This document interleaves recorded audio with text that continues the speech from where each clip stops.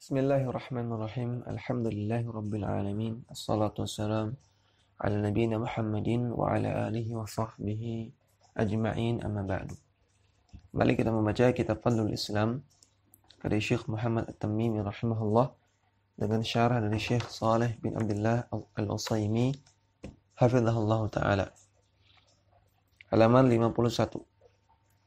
Qala al-musannifu rahimahullah, babu ma jaa anna Allah ihtajara taubata an sahibil bid'ati. Berkata penulis kitab Fadlul Islam rahimahullah, bab dalil-dalil tentang Allah Subhanahu wa taala menghalangi taubat dari pelaku bid'ah. Hadza marwiyun min hadithi Anas radhiyallahu anhu.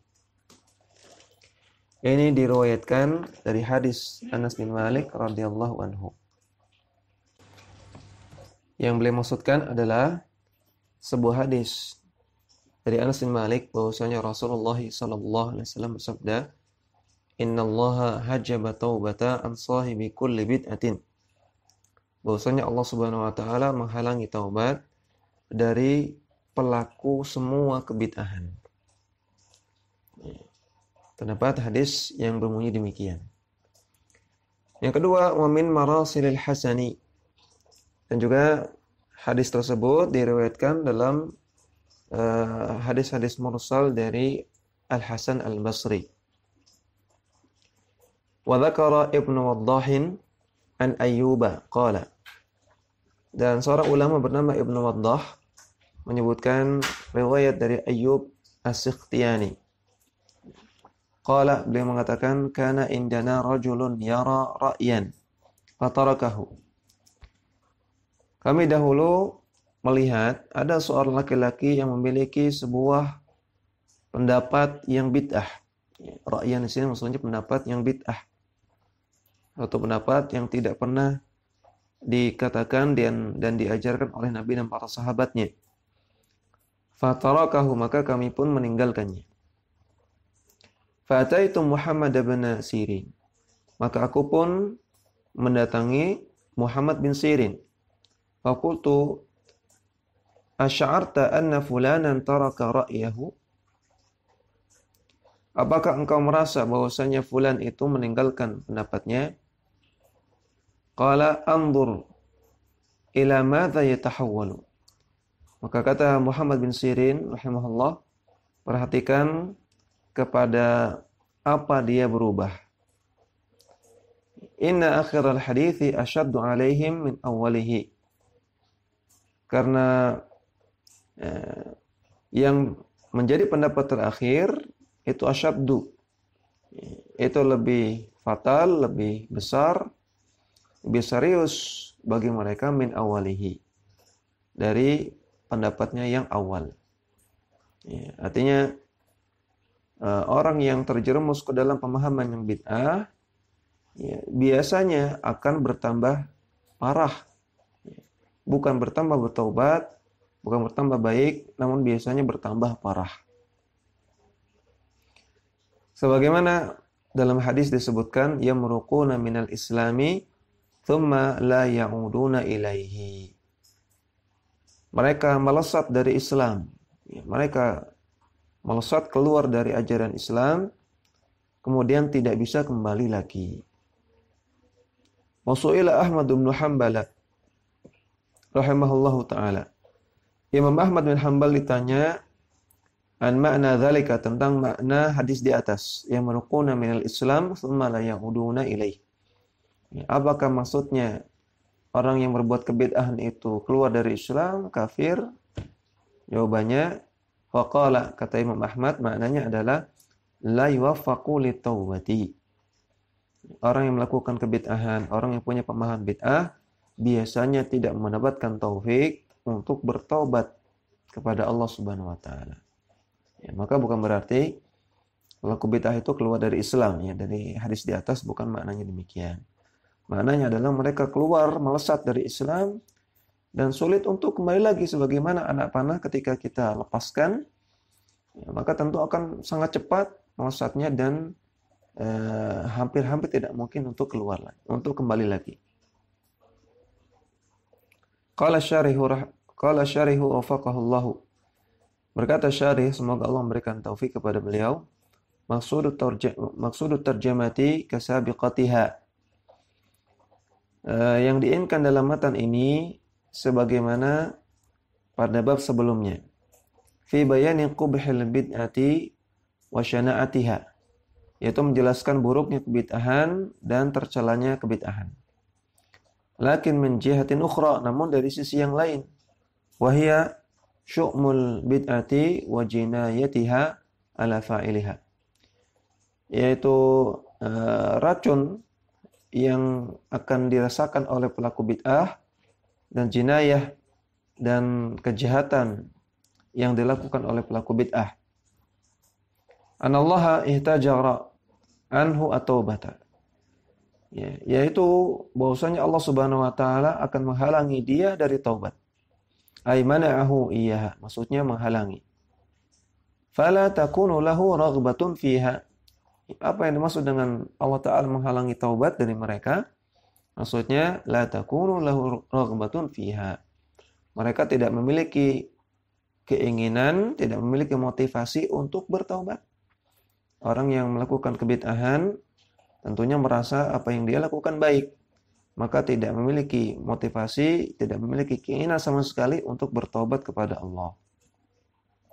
Walaysa al-maqsudu min at-tarjamati imtina'u qabuli taubatil mubtadi. Bukanlah yang dimaksud dalam penjelasan di atas bahwasanya taubatnya orang yang melakukan bid'ah itu imtina, akan ditolak taubatnya, bukan demikian. Bal muraduhu tab'idu husuliha minhu. Namun maksudnya adalah kemungkinannya jauh untuk terjadinya taubat dari mereka. Namun andaikan mereka bertaubat, Allah tetap terima. Allah katakan, innallaha yaghfiru dzunuba jami'a. Allah taala mengampuni semua dosa. Namun terjadinya taubat dari pelaku bid'ah itu kemungkinannya kecil, sangat jauh. Fa inna min syarril bid'ati wal hawa annahu ya'laqu biqalbi sahibihi. Karena di antara keburukan kebid'ahan dan hawa nafsu adalah kebid'ahan tersebut dan hawa nafsu tersebut nempel di hati pelakunya. Falaikadu yanza'u anhu wa yatubu minhu. Maka sangat-sangat sulit sekali untuk terlepas dari kebid'ahan tersebut karena sangat nempel, karena sudah saking kentalnya perbuatan bid'ah yang dia lakukan, maka sangat kecil kemungkinannya dia bertobat dari bid'ah tersebut. Wa dzakara musannifu rahimahullahu li tahqiqi maqsud at-tarjamati thalathata adillatin. Dan penulis kitab Fadlul Islam untuk mewujudkan apa yang beliau inginkan, beliau menyebutkan 3 dalil. Fad-dalilul awwalu, dalil yang pertama, haditsu Anas radhiyallahu anhu marfu'an. Hadis Anas bin Malik yang beliau riwayatkan secara marfu', artinya ini perkataan Nabi. Nabi katakan, innallaha hajaba taubata an sahibi kulli bid'atin. Sesungguhnya Allah taala menghalangi taubat dari setiap pelaku kebid'ahan. Rawahu Ishaq ibn Rahawai fi musnadihi. Hadis ini diriwayatkan oleh Ishaq ibn Rahawai dalam musnad beliau.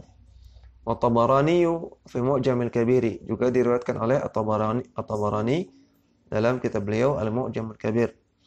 Min wajhin la yasihhu, dari sanad yang tidak sahih.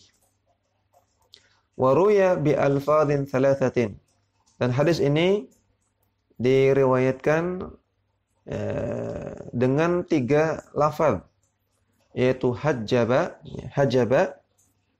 jadi innallaha hajaba taubata, atau yang kedua hajara, innallaha hajara taubata, yang ketiga hajaza, innallaha hajaza taubata. Wa kulluha bima'nan wahidin, semuanya maknanya sama, artinya menghalangi.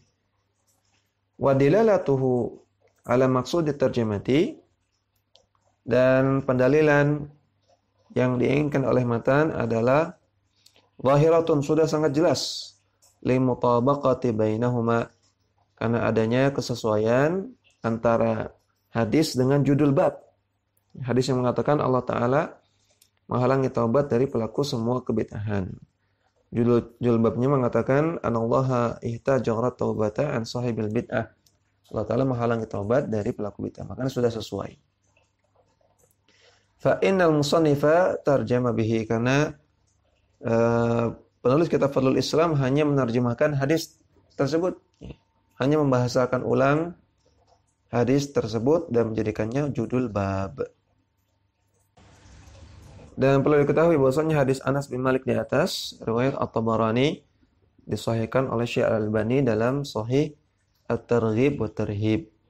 Hadisnya sahih. Kemudian wad dalilu ats-tsani, dalil yang kedua, haditsul Hasan al-Basri mursalan.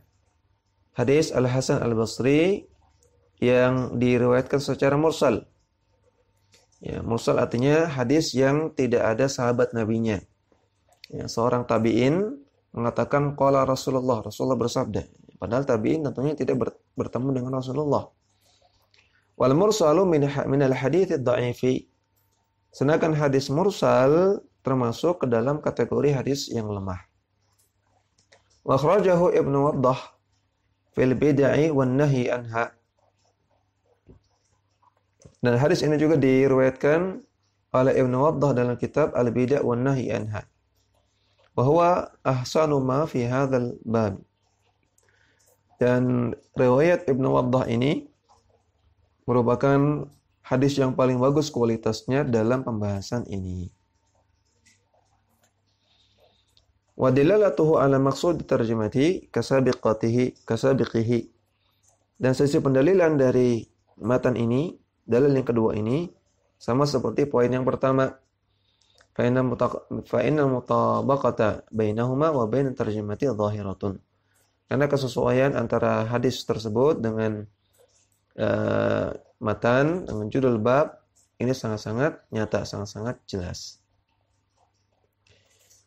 Ya, dan Hasan al-Basri seorang tabi'in. Ya. Hasan al-Basri seorang ulama dari kalangan tabi'in yang ketemu dengan sahabat Nabi namun tidak bertemu dengan Rasulullah sallallahu alaihi wasallam. Wa dalil tsalitsu, dan dalil yang ketiga, haditsu yamruquna minal islami kama yamruqus sahmu minar ramiyah. Mereka keluar dari agama Islam, melesat dari agama Islam sebagaimana melesatnya anak panah dari busurnya. Wa huwa fi sahihaini. Dan hadis ini sahih, terdapat dalam Sahih Bukhari dan Muslim. Min hadits Abi Sa'id al-Khudri, dari sahabat Abu Sa'id al-Khudri. Walaysa inda Muslimin. Namun dalam riwayat Muslim tidak terdapat tambahan thumma la ya'uduna ilaihi. Tidak terdapat tambahan lafaz tersebut. Fahiya indal Bukhari wahdahu. Tambahan lafaz tersebut hanya ada dalam Sahih Bukhari saja. Wal qissatu allati saqaha al-musannifu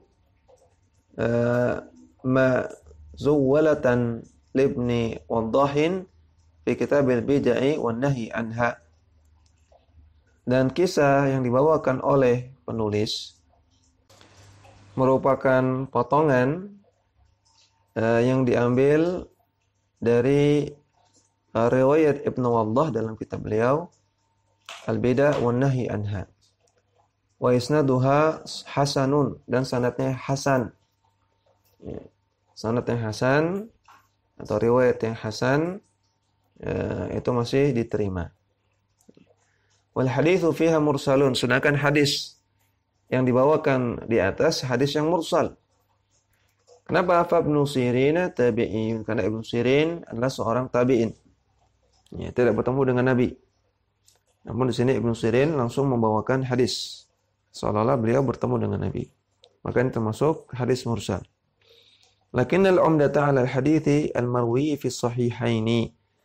Namun yang menjadi pokok adalah hadis yang diriwayatkan dalam sahihain, dalam Sahih Bukhari Muslim dari Abu Sa'id al-Khudri di atas, yaitu yang muruqu minal islami kama yamruqus sahmu minar ramiyah. Mereka orang-orang Khawarij maksudnya melesat dari agama Islam sebagaimana melesatnya anak panah dari busurnya. Jadi hadis ini bicara tentang orang Khawarij. Nah, Khawarij adalah salah satu ahlul bid'ah, salah satu sahibul bid'ah. Wa dilalatuhu ala maqsudi tarjamati fi qawlihi. Dan sisi pendalilan yang diinginkan dalam matan ini adalah dalam sabda Nabi, "Tsumma la ya'uduna ilaihi." Mereka tidak kembali lagi kepadanya, kepada Islam. Fatatajara bihimul ahwa'u wa tatamakkanu minhum. Maka hawa nafsu menjerumuskan mereka, merusak mereka. Dan wa tatamakkanu minhum, dan membuat mereka merasa yatamakkan, merasa betah. Ya, merasa sudah paten, sudah mapan dalam kebid'ahan tersebut, dalam hawa nafsu tersebut. Fala yanza'u anha, maka mereka tidak bisa lepas darinya. Wa hadza ma'na qaulil Imam Ahmad. Maka inilah makna dari perkataan Imam Ahmad yang dibawakan oleh penulis, la yuwaffaqu li taubati. Mereka itu sahibul bid'ah, ahlul bid'ah, tidak mendapatkan taufik untuk bertaubat. Aila yuyassaru lahu husuluha. Maksudnya tidak dipermudah oleh Allah Subhanahu wa taala untuk mendapatkan taubat, untuk bertaubat. Fa innal bid'ata idza alatil qalba wastawlat alaih. Karena kebid'ahan ketika sudah tinggi ada di hati, sudah kental, sudah memenuhi hati dan sudah menguasai hati, kana li sahibiha biha gharamun, maka pelakunya akan mengalami keterikatan. Ya, pelakunya akan memiliki keterikatan yang kuat kepada kebid'ahan yang dia lakukan. Fala yuridul infikaka 'alaiha, maka dia tidak ingin lepas dari bid'ah tersebut, tidak ingin lepas dari hawa nafsu tersebut. Fatazqulu 'alaihi taubatu minha, sehingga dia merasa berat untuk bertaubat dari kebid'ahan tersebut. Fala yakadu yatubu minha wa yanza'u anha, maka hampir-hampir sangat sulit sekali bagi dia untuk bertaubat atau melepaskan diri dari kebid'ahan tersebut. Wa rabbama fatahallahu liman syaa min khalqihi minal mubtadi'ati bab taubati fatabu. Walaupun terkadang Allah Ta'ala bukakan pintu bagi orang yang Allah kehendaki dari makhluknya yang melakukan kebid'ahan, Allah bukakan pintu taubat sehingga mereka bertaubat. Fal amru kama taqaddama, maka perkaranya sebagaimana sudah dijelaskan, annahu la yumtani'u wuqu'i taubati minhum, bahwasanya tidak mustahil terjadinya taubat dari mereka. Tidak mustahil pelaku bid'ah itu bertaubat, masih ada kemungkinan, masih ada harapan. Lakin yab'udu dzalika, namun hal ini sangat jauh, sangat sulit sekali untuk terjadi. Li'anal bid'ata idza halat bil qalbi basatat sultanaha alaihi. Karena kebid'ahan jika sudah memenuhi hati, maka dia akan memperluas daerah kekuasaannya di dalam hati. Wa zada gharamu fa'iliha biha, dan akan menambahkan keterikatan dari orang yang melakukannya terhadap kebid'ahan tersebut. Fala yaqwa ala tarkiha wal bu'di anha, maka pelakunya tidak kuat, tidak sanggup untuk meninggalkannya dan tidak sanggup untuk menjauhkan diri darinya, dari kebid'ahan tersebut. Ya, maka ini diantara bahaya bid'ah yang membuat kita seharusnya menjauhkan diri darinya. Jangan merasa pede, jangan merasa kuat, jangan merasa berani untuk melakukan kebid'ahan. Karena orang yang melakukan kebid'ahan akan terikat, akan senang, akan memiliki keterikatan hati, nempel terus dalam hati, akan menguasai hati kita, akan merusak hati kita. Awalnya mengatakan coba-coba, awalnya mengatakan terpaksa, Ya, awalnya mengatakan tidak apa-apa, lama-lama keterusan, lama-lama menjadi kebiasaan, lama-lama menyukai, sehingga Allah Ta'ala menghalangi taubat darinya. Ya, waliyadzubillah. Demikian, wassallallahu ala nabiyina Muhammadin wa ala alihi wa sahbihi ajma'in.